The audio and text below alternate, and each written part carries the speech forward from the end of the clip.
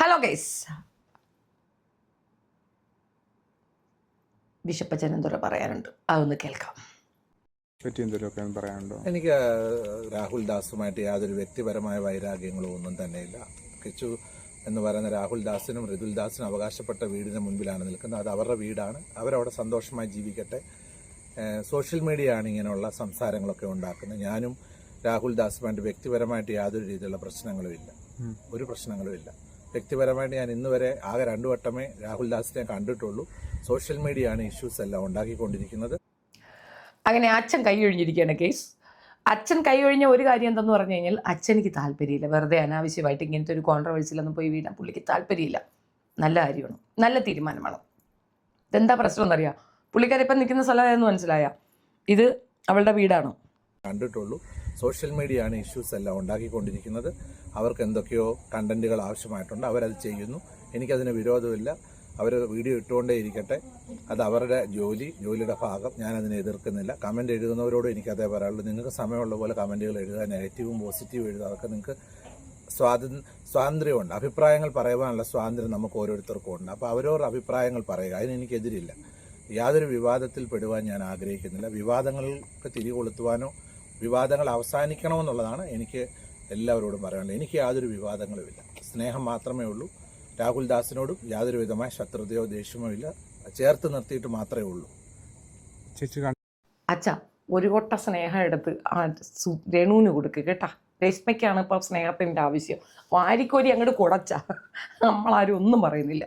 അച്ഛൻ്റെ അഭിപ്രായ സ്വാതന്ത്ര്യത്തിലേക്ക് നമ്മളും കൈ കടത്തുന്നില്ല അച്ഛ. പക്ഷേ ആളുകളെ പേടിപ്പിക്കില്ല. വൈദികൻ്റെ ലക്ഷണമൊത്ത വർത്തമാനത്തിൽ പെടത്തില്ല. അത് മനസ്സിലായോ അച്ഛ?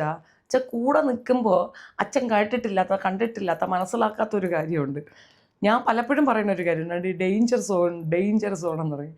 ഡേഞ്ചറസ് എന്ന് കേട്ടിട്ടില്ല? ഡേഞ്ചറസ്. നമ്മൾ സാമം ദാനം ഭേദം ദണ്ണം ഒക്കെ നോക്കും. ഏത് ഇങ്ങനെ പറഞ്ഞിട്ട് ഇങ്ങനെ പിടിച്ചാൽ ഇവിടെ അടങ്ങിയില്ലെങ്കിൽ നമ്മൾ അങ്ങനെ പിടിച്ചിട്ട് അവിടെ പറഞ്ഞ് അവിടെ അടക്കും. ഇത് രണ്ടും അടങ്ങിയില്ലെങ്കിൽ പിന്നെ കുരുവാണ്, അങ്ങ് ഇറങ്ങും. മനസ്സിലായില്ലേ അച്ഛൻ? അച്ഛൻ മൂത്തില്ല ഈ യൂട്യൂബേഴ്സിൻ്റെ കൂടെ കളിക്കാൻ. പ്രത്യേകിച്ച് ഞാനെന്ന യൂട്യൂബറിൻ്റെ കൂടെ കളിക്കാൻ. എൻ്റെ അഹങ്കാരത്തിന് ഒരു കുറവുമില്ലല്ലോ ശിവനെ. അതെല്ലാം പോട്ടെ അച്ഛൻ അവൾ എന്തെല്ലാം പറഞ്ഞാണ് പൊന്നച്ഛ, എന്തെല്ലാം പറഞ്ഞച്ച.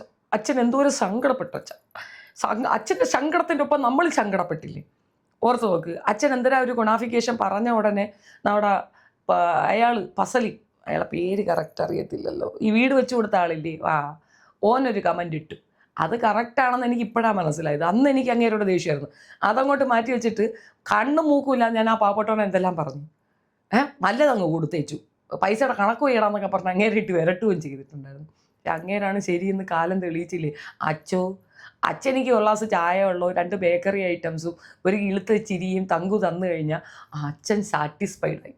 അച്ഛൻ തങ്കു ഇങ്ങനെ നോച്ചാനിച്ചിരിക്കണം. രാവിലെ എഴുന്നേറ്റുന്നത് അടിയാന്മാർ ഒന്നിക്കുന്ന കണക്ക്, അച്ചോ പൊന്നച്ചോ ഈശോ വിശായിക്ക് സ്തുതിയായിരിക്കട്ടെ അച്ചോ, വരൂ അച്ചോ, എൻ്റെ പെണ്ണുമ്പോൾ അവിടെ ചായയും കാപ്പി ഇട്ട് വെച്ചിരിക്കുന്നു അച്ചോ, ബേക്കറി ഐറ്റംസും ചായ ഇട്ട് വെച്ചിരിക്കുന്നു, അച്ഛൻ വരൂ, ഹല്ലേലൂയ സൂത്രം പാടൂ, എന്നിട്ട് അത് കഴിക്കൂ, വരൂ. അങ്ങനെ 2 നേരം, ഒരു ദിവസം 2 നേരം അങ്ങോട്ട് പോവുക വരിക.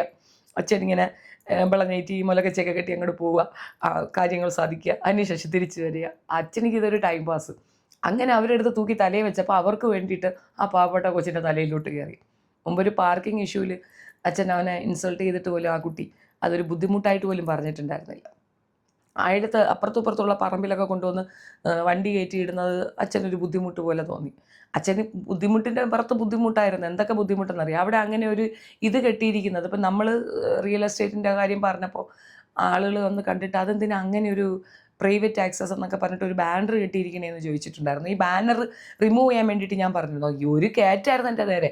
അപ്പോൾ പറഞ്ഞെന്തെന്ന് പറഞ്ഞു കഴിഞ്ഞാൽ, കോളനിയിൽ താമസിക്കുന്നവരെ പോലെ ഇതും ഒരു കോളനിയാക്കാൻ അവർ ശ്രമിച്ചു. റോട്ടിലൊക്കെ കൊണ്ടുവന്ന് വിരിച്ചിടും. തുണി ഉണങ്ങാൻ റോട്ടിൽ തുണി വിരിക്കാൻ പറ്റത്തില്ല. അവർക്ക് ഇടം വലം തിരിയാൻ ഇങ്ങേര് സമ്മതിക്കത്തില്ല. ഇങ്ങേര് വലിയ ആളുകളിയാണ്. ഇപ്പോഴും അവിടെ എന്നുകൊണ്ട് പറയുന്നത്. സത്യത്തിൽ ഇങ്ങേരെ കയ്യിൽ നിന്ന് ആ വീട് വാങ്ങിയത് ഒരു ഭയങ്കര മനപ്രയാസമുള്ള കാര്യമായിട്ടാണ് എനിക്കിപ്പോൾ ഫീൽ ചെയ്യുന്നത്. എന്തെന്നറിയോ, രാവിലെ ഒരുത്തൻ നമ്മൾ കണിയാണേണ് വീട് തുറന്നങ്ങോട്ട് നോക്കുമ്പോൾ അവിടെ ഇരിക്കണം വെച്ചാൽ എൻ്റെ 7 സെൻറ്റിലാണ്. ഇതൊരു 50 വട്ടം പറയുമ്പോൾ തന്നെ നമുക്കതിനകത്ത് കിടക്കുന്നതിനൊരു താല്പര്യം, നമ്മുടെ വീടാണെന്ന് പോലും തോന്നത്തില്ല.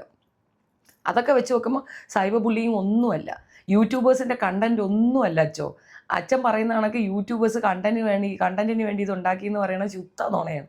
സത്യത്തിൽ നിങ്ങൾ കൊടുക്കുന്ന ടോർച്ചർ പോലെ വേറൊരു ടോർച്ചർ ഒരാളും അവർക്ക് കൊടുക്കുന്നില്ല. അതിൻ്റെ തൊട്ടടുത്ത് തന്നെ ഒരു ഹട്ടെന്നും പറഞ്ഞൊരു സാധനം കെട്ടി വെച്ചിട്ട് അവർക്ക് വണ്ടി വന്നാൽ പാർക്ക് ചെയ്യാൻ പറ്റത്തില്ല, വണ്ടി വളയ്ക്കാൻ പറ്റത്തില്ല, ആൾ വരാൻ പറ്റത്തില്ല, പോകാൻ പറ്റത്തില്ല, ഇങ്ങനെ കുറേ റെസ്ട്രിക്ഷൻ കൊടുത്തു കഴിയുമ്പോൾ സ്വാഭാവികമായിട്ട് അവർക്ക് ഇളകും. അവരെന്തോ നിങ്ങൾക്ക് 2 തന്നു, ഉടനെ നിങ്ങൾ അവരുടെ ശത്രുക്കളെ വിളിച്ച് വരുത്തി ചാപ്പാട് കൊടുക്കുന്നു. അത് അവർ കണ്ടുകൊണ്ടിരിക്കുകയാണ്. അതിൽ നിന്നൊക്കെ മാറി ഇന്നലെ ആ പെണ്ണിരുന്നുകൊണ്ട് പറയുന്നുണ്ട് അച്ഛനോട് ഞാൻ ക്ഷമിച്ചിരിക്കുന്നു. വലിയ കാര്യമല്ലേ അച്ഛാ? അവനവൻ്റെ പദവി പോലും നഷ്ടപ്പെടുത്തിക്കൊണ്ടുള്ള അലബലാതി വർത്തമാനം. അതെന്തെങ്കിലും ആവട്ടെ, അച്ഛൻ്റെ ഇഷ്ടം പോലെ അച്ഛൻ പറയട്ടെ. നമുക്കിനി ഇത് നിങ്ങളിപ്പോൾ സ്ക്രീനിൽ കാണുന്നത് സീമാജി നായരിട്ടൊരു പോസ്റ്റാണ്. ശുഭദിനം. നല്ലതെന്ന് വിചാരിച്ച് ചെയ്യുന്നത് തെറ്റായി മാറുന്നു. എൻ്റെ മുന്നിൽ എന്ത് ചെയ്തു കൊടുക്കുമ്പോഴും നല്ലതാകണമെന്ന് കരുതി ചെയ്യുന്നു. അത് പബ്ലിസിറ്റിക്ക് വേണ്ടിയോ പ്രശസ്തിക്ക് വേണ്ടിയോ അല്ല. അങ്ങനെയാണെങ്കിൽ ഒരാൾക്ക് എന്തെങ്കിലും ചെയ്യുന്നതിന് മുമ്പേ പിയാവ് വെക്ക് തുടങ്ങണം. ഇത് പലപ്പോഴും അവസാന നിമിഷമാകും കൂടെയുള്ളവർ പോലും അറിയുന്നത്. പക്ഷേ എന്തോ നമ്മളൊന്ന് വിചാരിക്കുന്നു, നടക്കുന്നത് മറ്റൊന്ന്. എനിക്ക് പ്രശ്നങ്ങൾ ഇല്ലാഞ്ഞിട്ടല്ല ഞാൻ സോഷ്യൽ വർക്കിന് ഇറങ്ങി പുറപ്പെടുന്നത്. ഞാൻ വഴി ആർക്കെങ്കിലുമൊക്കെ എന്തെങ്കിലും സഹായം കിട്ടട്ടെ എന്ന് മാത്രം കരുതിയിട്ടാണ്. എല്ലാം നിർത്താം, മനസ്സമാധാനമാണ് വലുത്. സൂപ്പർ. ഇതാരെയും കുത്തി പറയുന്നതാണൊക്കെ എനിക്ക് ഫീൽ ചെയ്തതാണ്. നിങ്ങൾക്ക് എന്ത് ഫീൽ ചെയ്തെന്ന് നിങ്ങൾ പറഞ്ഞാൽ മതി. ആര് എവളെ സഹായിക്കാൻ പോയാലും അവർക്കൊക്കെ മനസ്സമാധാനം ഉണ്ടാവില്ല എന്നുള്ളത് സത്യമാണ്. ഇവള് പണ്ട് പറഞ്ഞ കുറച്ച് കാര്യങ്ങളുണ്ടാവുന്ന കേൾക്കാം. ഈ ബിഷപ്പായിട്ടുള്ള പ്രശ്നങ്ങളൊക്കെ സോൾവ് ആയോ? ബിഷപ്പ് പിതാവുമായിട്ടുള്ള പ്രശ്നം, ബിഷപ്പുമായിട്ട് പ്രശ്നം എനിക്കറിയില്ല. ഈ ബിഷപ്പിനും ഈ ഫിറോസിക്കാക്കും ഈ കണ്ട ജനങ്ങൾക്കും പ്രശ്നം എന്താണെന്ന് എനിക്ക് ഇന്നുവരെ അറിയത്തില്ല. പോയിന്റ്. ഈ ജനങ്ങൾക്കും ഈ ഫിറോസിക്കാക്കും ഈ ബിഷപ്പിനുമുള്ള പ്രശ്നം അവരുടെ പിച്ചയിലാണ് നീ ഇപ്പൊ കയറിയിരിക്കുന്നത്. എന്നിട്ട് അവിടെ ഇരുന്നുകൊണ്ട് നീ തുണി നോക്കി കാണിക്കുമ്പോഴാണ് അവർക്കൊക്കെ കലി വരുന്നത്. അതൊക്കെ ഇപ്പൊ പ്രശ്നം മനസ്സിലായില്ലേ? പണ്ട് അച്ഛൻ പറഞ്ഞ വേറൊരു കാര്യമുണ്ട്. ഇത് ഞാൻ രാജിന്റെ അടിച്ചു പറ്റിയതാ. മനുഷ്യൻ കേൾക്കാൻ കൊള്ളാത്ത തെറിവാക്കുകളാണ് എന്നെ വിളിക്കുന്നത്. ബിഷപ്പ് അങ്ങനെ ചെയ്യുന്നതിന് എന്റെ തന്തയാണോ ബിഷപ്പ്? ബിഷപ്പ് അങ്ങനെ ചെയ്യുന്നതിന് എന്റെ തന്തയാണോ ബിഷപ്പ്? ബിഷപ്പിന്റെ വീഡിയോക്ക് ഞാൻ നെക്സ്റ്റ് ചെയ്ത വീഡിയോ ഒക്കെ ബിഷപ്പല്ലേ ബിഷപ്പാമ്പ്? അതന്നെ ഞാൻ പറഞ്ഞു. ബിഷപ്പാമ്പ് എന്ന് പറഞ്ഞാൽ പിന്നെ അനുഭവിച്ചിട്ട് കൂടുതലൊന്നും അനുഭവിക്കാല്ലേ ബിഷപ്പാമ്പ്. ബിഷപ്പാമ്പെന്ന് പറഞ്ഞാൽ നീ അനുഭവിച്ചിരിക്കും. ഓ പിന്നെ കൂടുതലൊന്നും പറയാനല്ലേ ബിഷപ്പാമ്പെന്ന് പറഞ്ഞാൽ ഞാൻ എന്തനുഭവിക്കരുത്? ബിസപ്പാമ്പ്. അച്ഛൻ അവിടെ നിന്നോണ്ട് പറയണ യൂട്യൂബേഴ്സാണ് കുഴപ്പമൊന്ന്. ഇത് നിങ്ങൾ തമ്മിലുള്ള സംഭാഷണമല്ലേ? നിങ്ങൾ മോങ്ങി കരഞ്ഞ് നിലവിളിച്ചോണ്ട് പറയണ ഓള് ശരിയല്ലെന്ന്. അവൾ പറയണ ബിസപ്പാമ്പ്. യൂട്യൂബേഴ്സിനാണ് കുഴപ്പം. അച്ഛ 5 പൈസയ്ക്ക് അടങ്ങ, അച്ഛ അതാണ് നല്ലത് കേട്ടോ. അതുകൊണ്ടാണ് രേണുസുതി എന്ന് പറയുന്ന ഒരു കലാകാരിയുടെ 2 മുഖം, ഡബിൾ ഫേസ് ആണ് നമുക്കവിടെ മനസ്സിലാക്കാൻ പറ്റുന്നത്. രേണുസുതിയുടെ ഫെയിമിന് വേണ്ടി, രേണുസുതിയുടെ നിലനിൽപ്പിന് വേണ്ടി ഒരു ബിഷപ്പാകുന്ന എന്നെ കീറി മുറിച്ചു. അതൊരിക്കലും ക്ഷമിക്കാവുന്ന ഒരു കാര്യമല്ലത്. ആണോ? ബിഷപ്പിൻ്റെ കാര്യം ഒന്നും പറയാനില്ല. ഓക്കെ. ഇനി ഞാൻ അടുത്തൊരു വീഡിയോ ചെയ്യുമ്പോൾ കുറച്ച് പേരുടെ വോയിസ് ഇടാണ്ട് കുറേ പേര് എനിക്ക് കുറേ വോയിസ് കൊണ്ട് തന്നിട്ടുണ്ട്. സോറി, ഞാൻ മനഃപൂർവ്വം ഇടാത്തതല്ല, സമയക്കുറവ് കൊണ്ട് ചെയ്യാൻ പറ്റാത്തതാണ്. അപ്പം നമുക്ക് ആ വോയിസുകൾ അടുത്ത ഒരു വീഡിയോയിൽ കൂടെ നിങ്ങൾക്ക് കേൾക്കാം. നല്ല തമാശയാണ്, നല്ല കോമഡിയാണ്. കാരണം ഇവള് പറയുന്ന ഓരോ കാര്യങ്ങൾക്കും അവർ വളരെ ക്ലിയർ ആയിട്ട് കേട്ടിട്ട് അതിനുള്ള മറുപടി അവരിടുന്നത്. സത്യമാണത്. നമ്മൾ ഇത്രയൊന്നും ക്ലോസ് വാച്ച് ചെയ്യത്തില്ല. പക്ഷേ ഇവക്ക് അശേഷ നാണമില്ല, അതാണ് സത്യം. ഈ ബിഷപ്പിന് മിണ്ടാത്ത അയാളുടെ കാര്യം നോക്കി ഒരു മൂലയിരുന്നെങ്കിൽ നമ്മളാരും ഒരു അക്ഷരവും പറയത്തില്ല. അച്ഛനെ പറ്റി ആരെങ്കിലും എന്തെങ്കിലും പറഞ്ഞിട്ടുണ്ടായിരുന്നു? ഞാൻ അതിനകത്ത് പോയി ചേർന്നപ്പോൾ തന്നെ ഈ അച്ഛനാണ് ഇതിൻ്റെ 90% പ്രശ്നമെന്ന് എനിക്ക് മനസ്സിലായിരുന്നു. അത് അച്ഛനോട് നമ്മൾ തിരുത്തി പറയുകയും ചെയ്തു, അച്ഛാ ഈ പരിപാടി ശരിയല്ല, അവളെ കയ്യിൽ മിസ്റ്റേക്ക് ഉണ്ടെങ്കിലും 90% അച്ഛൻ്റെ കയ്യിലും ഉണ്ട് എന്ന് തന്നെയാണ് നമ്മൾ പറഞ്ഞിട്ടുണ്ടായിരുന്നത്. അത് ഞാൻ നോട്ട് ചെയ്യാൻ തുടങ്ങിയത് ഫിറോസ് പറഞ്ഞപ്പോഴാണ്. ഫിറോസ് അങ്ങനെ പറയണമെങ്കിൽ എന്തെങ്കിലും ഉണ്ടാവണമല്ലോ എന്ന്. അപ്പോൾ നമ്മൾക്ക് ശരിക്കും മനസ്സിലായ കാര്യമാണ്. നിങ്ങൾ തന്നെ ആലോചിച്ച് നോക്ക്, രാവിലെ ഉറക്കം എഴുന്നേൽക്കുമ്പോൾ മുറ്റത്ത് നമ്മുടെ വീട് തന്നപ്പോൾ നമ്മൾ വീട് നമ്മൾക്ക് പേർക്ക് തന്നു കഴിഞ്ഞു, എന്നിട്ടും അതിന് അവകാശവും പറഞ്ഞുകൊണ്ട് ഞെളിഞ്ഞിരിക്കുന്നവരെ തന്നെ ശല്യമല്ലേ അത്? സത്യത്തിൽ ഈ അച്ഛൻ അവർക്കൊരു ശല്യമാണ്. ആ പറമ്പ് തന്നെ അവർക്ക് കിട്ടി, അത് ഒത്ത നടുക്ക് തന്നെ കൊടുക്കുകയും ചെയ്തു. അവർക്കൊരു സ്വാതന്ത്ര്യവും ഇല്ല. അവരെ സ്വാതന്ത്ര്യം ശരിയാണോ അല്ലേ എന്നുള്ളതൊക്കെ സെക്കൻഡറി.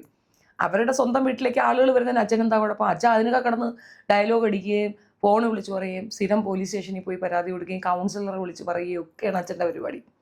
ആ നാട്ടുകാർക്കൊന്നും അച്ഛൻ അത്ര പഥ്യമല്ല. ഒരു പ്രാവശ്യം ആ കൗൺസിലർ പോയി അച്ഛനെതിരെ സ്റ്റേറ്റ്മെൻറ്റ് കൊടുത്തു പോലീസ് സ്റ്റേഷനിൽ. അച്ഛൻ എത്ര കാശ് ഇറക്കിയിട്ടും കാര്യമില്ല.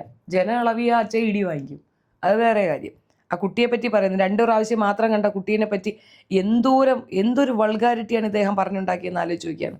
ഇദ്ദേഹത്തിന് ഒരു അല്പം ഉടുപ്പും നാണം ഉണ്ടെങ്കിൽ അത്തരം വർത്തമാനങ്ങൾ കൊണ്ട് അവിടെ വരുമോ?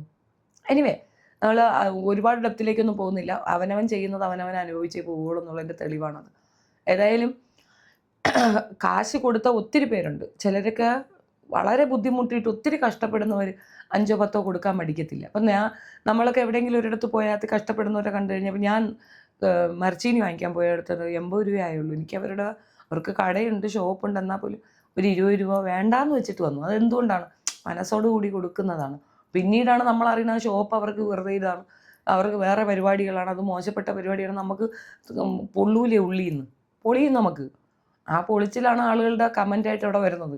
അത്രയും ജനങ്ങൾ 50 100 കൊടുത്തവരാണ് ഇവർക്ക് ഓപ്പോസിറ്റ് കമൻ്റ് ഇടുന്നത്. അതുകൊണ്ടാണ് ഇവളെ പുറകെ നടക്കണം. എന്തിനും ഇവളുടെ ഈ കമൻറ്റ് ചോദിക്കുന്നവരടുത്തൊന്നും എനിക്കൊന്നും പറയാനില്ല. അതിൻ്റെ കാരണം എന്തെന്നറിയാമോ? ഞാൻ കാലങ്ങളായി ചെയ്യുന്ന വീഡിയോസൊക്കെ തന്നെ സോഷ്യൽ റെസ്പോൺസിബിലിറ്റി ബേസ് ചെയ്തിട്ട് ചെയ്യുന്ന വീഡിയോസാണ്. അതിലൊക്കെ തന്നെ ഒരു കാരണം ഉണ്ടാവും. ഞാൻ ആരെങ്കിലും എതിർക്കുന്നുണ്ടെങ്കിൽ അതിനൊരു റീസൺ ഉണ്ടാവും. ആ റീസൺ ഞാൻ വളരെ ഓപ്പണായിട്ട് പറഞ്ഞിട്ട് തന്നെ ചെയ്യുന്ന വ്യക്തിയാണ്. വെറുതെ അനാവശ്യമായിട്ട് എൻ്റെ അതിലേക്ക് കയറാനായിട്ട് വരുന്നതിന് മുമ്പേ ഒന്നിരുന്ന് ആലോചിച്ചാൽ തീരാവുന്ന കടുപ്പേ ഉള്ളൂ. അപ്പം ബിഷപ്പ് പിൻവാങ്ങിയ സ്ഥിതിക്ക് അതൊരു നല്ല തീരുമാനമാണെന്ന് എനിക്ക് പറയാനുള്ളൂ. വെറുതെ കൊരുക്കാൻ നിൽക്കണ്ട. കൊരുത്താൻ തിരിച്ചു തരും, അതിൽ തർക്കമൊന്നുമില്ല. അങ്ങനെ നിങ്ങളെ പേടിക്കും എന്നുള്ള പേടിയൊന്നും വേണ്ട. ഇവിടെ അങ്ങനത്തെ ഞാൻ ഒരു കാരണവശാലും ഒരു രീതിയിലും ഒരു കോംപ്രമൈസ് നിൽക്കുന്ന വ്യക്തിയല്ല. 2 ഭാഗത്തെയും തെറ്റുകളും വീഴ്ചകളും മനസ്സിലാക്കി നിൽക്കും. ആ പ്രസൻറ്റ് കണ്ടീഷനിൽ ആർക്കാണോ ശരി കൂടുതൽ ആരാണോ അവർക്കൊപ്പം നിന്നു എന്നതിനപ്പുറം ബിഷപ്പ് ഒരു ശത്രുവൊന്നുമല്ല. പക്ഷേ ആ പൊടി ചെറുക്കൻ്റെ ജീവിതം നശിപ്പിക്കുന്ന തരത്തിലുള്ള സ്റ്റേറ്റ്മെൻറ്റ് ബിഷപ്പ് പറയുന്നത് വളരെ മ്ലേച്ഛമായ കാര്യമാണ്. അപ്പോൾ അതിന് ശക്തമായി നിൽക്കുക എന്നുള്ളത് എൻ്റെ ഉത്തരവാദിത്തമാണ്. അപ്പം കിച്ചുവിനെ പറ്റി മോശം പറയാനായിട്ട് അച്ഛൻ മെനക്കെടണ്ട. അച്ഛൻ അവിടെ ജയിക്കത്തില്ല. കാരണം കിച്ചു വടവിറ്റല്ല ജീവിക്കുന്നത്. കിച്ചുവിനൊരു വ്യക്തിത്വമുണ്ട്. അപ്പോൾ ആ വ്യക്തിത്വം അവനത് കീപ്പ് ചെയ്യുന്നു. സോ കൂടുതൽ വർത്തമാനങ്ങൾ ഇതിൻ്റെ ബേസിൽ അച്ഛൻ്റെ ഭാഗത്തുനിന്നും ഉണ്ടാകാത്തിടത്ത് നമ്മുടെ ഭാഗത്തുനിന്നും ഉണ്ടാവില്ല. നമ്മളും വെച്ചൊഴിയാണ്. അങ്ങനെ ബിഷപ്പ് അച്ഛനെ നമ്മൾ ഇറക്കി താഴെ വെച്ചിട്ടുണ്ട്. അച്ഛൻ വെറുതെ ഞോണ്ടിപ്പറക്കി ഇങ്ങോട്ട് വരരുത്. വന്നാൽ അച്ഛൻ നമ്മൾ ബഹിരാകാശത്ത് വിടും. അതിനുള്ള സാധനങ്ങൾ നമ്മുടെ കയ്യിലുണ്ട്. എല്ലാം തന്ന് കൃതാർത്ഥനായിട്ട് അവിടെ കയറി കുത്തിയിരുന്നിട്ട് ഗുണഗുണാണോ പറഞ്ഞുകൊണ്ട് വരരുത്. തൽക്കാലം 2 നേരമോ 3 നേരമൊക്കെ വെച്ച് അവിടെ പോയി വെഞ്ചരിപ്പൊക്കെ നടത്തി അവിടെ ഉള്ള പലഹാരങ്ങൾ തന്ന് അവരെ കയ്യിൽ നിന്ന് ചായയൊക്കെ കുടിച്ചിട്ട് വന്ന് കിടന്നുറങ്ങാൻ നോക്ക്. വേറെ പരിപാടി ഉണ്ടെങ്കിൽ ഒന്നും പറയാനില്ല. വല്ലാത്ത ജാതി അച്ഛൻ.